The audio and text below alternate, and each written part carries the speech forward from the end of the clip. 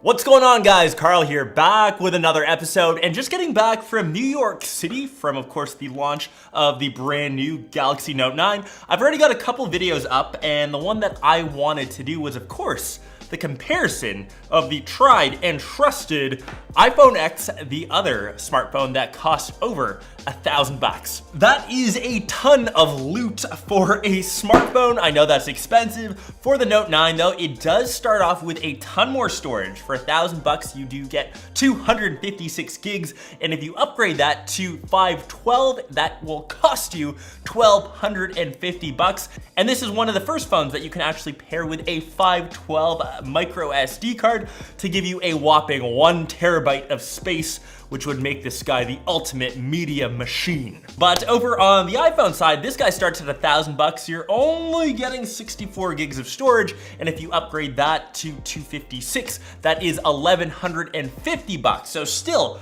very expensive, but nowhere in the same realm of how much space you're getting. The feature list on the Note 9 kind of just goes on and on. It's the latest essentially, and of course has the greatest. The iPhone is a bit old now. We're getting some new iPhones coming in September, but still, this is a very viable option, probably the two best of Apple iOS and of course Android Samsung. Let's first talk about displays, and over on the Note 9, this is the new king of the crop, the new behemoth. It's edge to edge, it's slightly larger than last year, and Samsung is the king of displays. They're honestly my favorite to look at. They figured out the entire edge to edge thing. They don't have a notch, they just get it.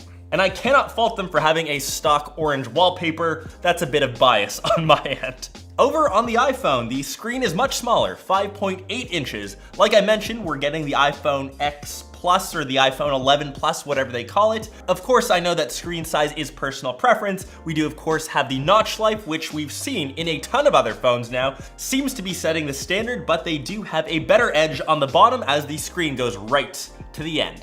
Over on the back, like we've seen in the last couple years, we're moving to a trend of all glass. They are very good looking right out of the box, and depending which colors you like, over on the Note, we've got a few funkier ones. We of course have ocean blue, we've got the lavender, the black, and of course amber, and you can see just through this video how nicely that catches the light. Over on Team iPhone, we only have space gray, black, or white. You'll notice a few close-ups of my iPhone, which is now a year old. You can see that it's collected a ton of micro scratches, so make sure when you do get your brand new Note 9, you do get it covered. Of course, Dbrand has got you guys hooked up with essentially every single color imaginable. Their link, of course, down below. The S Pen is something that's been tweaked around this year. Also, it now has Bluetooth connectivity, so you can use it to, of course, operate, say, your camera as a shutter. You can kind of map out whatever functions you want. Unfortunately, on the iPhone, it has no sort of stylus, and you kind of get what you see. Something though that I think is so important is battery life. This guy, the iPhone being a year old, 2760 milliamp hours, and it is awful, especially after having it for a year. I am constantly juicing this guy up throughout the day and will definitely not last. But this guy has a whopping 4000 milliamp hours. I'm sure they've tested it so no weird explosions will happen, and it is the largest one we've seen in a Samsung device. Expect this guy to be a champ and easily last you the entire day. I'm on a day and a half use and I still have 15%, and I've been using this guy a ton. The last thing, which is probably the most important, which I use my smartphone most for, is the cameras. On the Note 9, we're getting a lot of what we've seen on the Galaxy S9, S9 Plus. We do, of course, have the addition of the new AI algorithm. It does have a dual aperture camera, so either f1.5 to 2.4, depending how much light we have, definitely helps out in low light situations. The iPhone X also has a dual camera, but no dual aperture. It is a 12 megapixel sensor as well. I will kind of let these sample shots speak for themselves. Let me know what you guys think down below.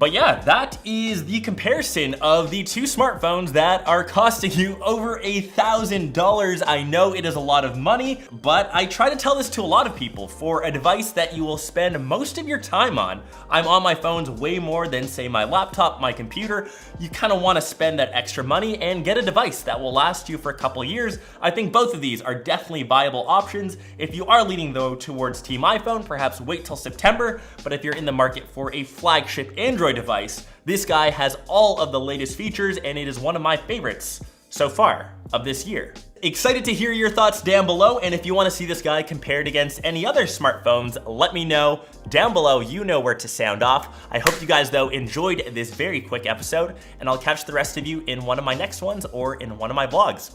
Peace!